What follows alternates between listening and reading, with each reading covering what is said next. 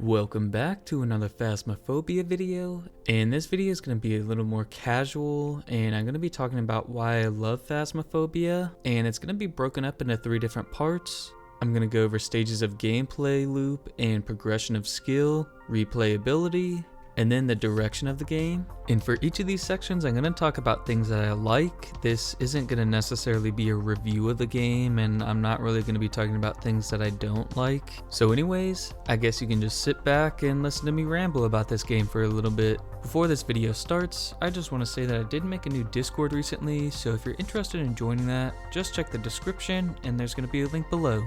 Thanks. And for this first section of stages of gameplay loop and progression of skill, I think the evolution of skill over time is very fun with this game. Early on, you're trying to get a good grasp of general gameplay, how the game works, how equipment works, how to find the ghost room, etc. Then the mid-game spans a very far range of skill. On the lower end, it's polishing up and nailing the basics, to slowly pushing yourself to professional mode, and then nightmare, and then eventually you start learning a few ghost traits. You get better at looping, hiding, you start learning the audio more. And I feel like the gameplay loop is so interesting because it goes from learning the very basics, then you start getting more comfortable with the equipment, and then you start getting faster with getting the evidence collection and start to kind of speed run it. And then that's when a lot of players start to make the jump to Nightmare. And then at the higher levels, you're narrowing down most of the ghosts and trying to guess between a few, to eventually just being able to guess the ghost with 0 evidence, purely based on picking up on subtle behavior. And it's just interesting to me that the dynamic changes so much at higher skill levels.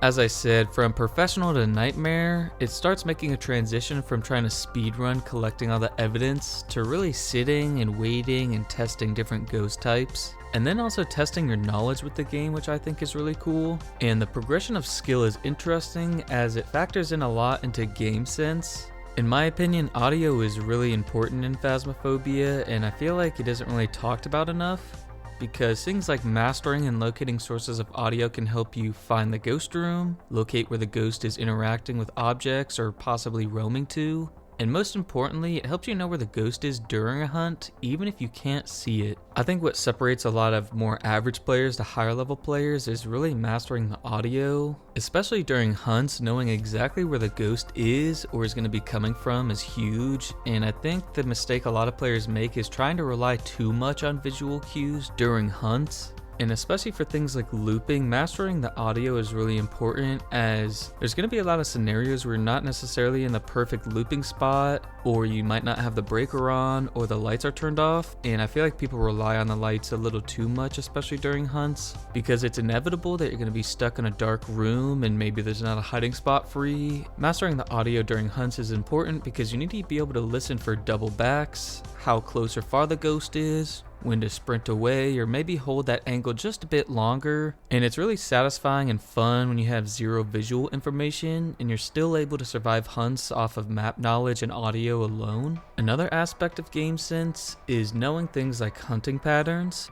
Does the ghost continue to wander upstairs or in the basement every hunt? This gives you a good idea for what parts of the map might be safer or more dangerous than others, and these hunting paths will be similar or maybe even identical in future games as well, so just keeping that in mind during hunts or before a hunt is really big in my opinion. And tying game sense and skill together, once you get to the level where you can distinguish ghosts based off behavior, the game really becomes super fun, and the dynamic of the game kind of changes pretty rapidly. It goes from seeing how fast you can shovel equipment into the ghost room to a much more reserved and perception-based playstyle, where you start testing different abilities or watch for certain behavior. Given there are so many different ghost types, and even higher level players still learning new things about this game, it has a good balance of subtlety that also rewards knowledge. And now to talk about replayability, and the replayability is what brings the gameplay to life. Something like slowly learning 24 different ghost behaviors and abilities requires a satisfying replayability, and something that's also worth learning and investing in. And to put the replayability in perspective, there are 24 different ghost types and 13 maps. Only including small maps, there are 109 different possible ghost rooms. including medium and large maps, there are around 300 different possible ghost rooms, and the math comes out to around 7,200 unique combinations for each unique ghost type in every possible ghost room. To further add to this, it isn't necessarily something that's measurable, but the personality of each ghost can also vary every game. Sometimes you'll have a very active shade, and other times you'll have a very shy and reserved Fae that might not even seem like it's haunting the map. You can have Polties that don't throw much outside of hunts, etc. And the behavior with interactions and ghost events vary as well. And so despite there being 7,200 possible unique games you could have, that number can hypothetically be increased just due to ghosts varying in personality. Not to mention, including a very chaotic and unpredictable ghost like the Mimic. You can have a Mimic in the same room, in the same map dozens of times, yet they will all play out differently. And so even with a game with high replayability on its own, throwing in such a curveball like this really ramps up the replayability in my opinion. And there's so many other factors that would affect this combination of unique games. Given at higher difficulties, ghosts can change ghost rooms or have different hunting patterns. It really feels like there's an endless combination of unique scenarios. And even the way you determine some ghosts will vary based on difficulty as well. Things like watching the sanity monitor can help you identify things like a Moroi curse, but without the sanity monitor, you could only distinguish the ghost with a hunt. Same with the Obake. With evidence, the unique UV prints give it away. However, if there's no evidence, it's something you will also have to distinguish during a hunt. I think how the difficulty scales in this game is great, because not only is it things like the ghost starts hunting quicker, but being able to distinguish the ghost is way harder. It might be more dangerous, or something more subtle like the Obake shapeshift. And so not only are there 24 different ghost types, but some of them have different abilities, some of them you test differently for with less evidence or no evidence. And another quick point is that there are tens of thousands of people who play this game. Every game really does feel different when you play with new people. So many people have unique personalities, playstyles, skills, etc. Even if you're playing on Tanglewood for the 1,000th time, with new people, it feels like a unique experience every single time. And my final point for replayability, and the most important part, is that in Phasmophobia, it's simply just fun.